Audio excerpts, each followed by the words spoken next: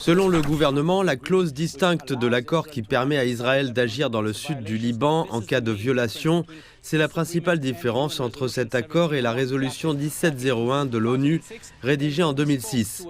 Nous avons parlé à David Mencer, porte-parole du bureau du Premier ministre israélien. Le Premier ministre a clairement indiqué qu'il y avait une grande différence et qu'elle pouvait se résumer en un mot: l'application de la loi. L'accord précédent, vous avez raison, est entré en vigueur. Le Hezbollah a été autorisé à réarmer l'armée libanaise, le Hezbollah a comblé le vide au nord de notre frontière, jusqu'au fleuve Litani, et il nous a tiré dessus. Le point clé maintenant est l'application. Si cet accord est rompu, si des roquettes sont tirées, si le Hezbollah se réarme, s'il introduit des roquettes dans la région, s'il creuse des tunnels, nous nous défendrons.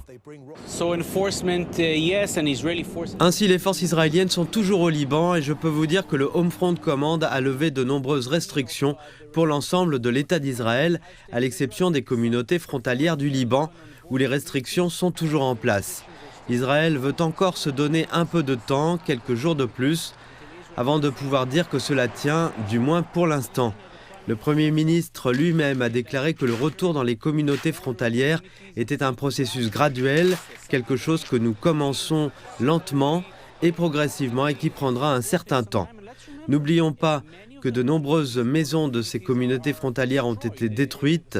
Dans certaines communautés, 30, 40 ou peut-être même 50% des maisons sont impropres à la vie pour le moment. Il faudra donc un certain temps pour que ces endroits soient reconstruits et que les gens se sentent suffisamment en sécurité pour rentrer chez eux. Et ce n'est qu'alors que cela se produira.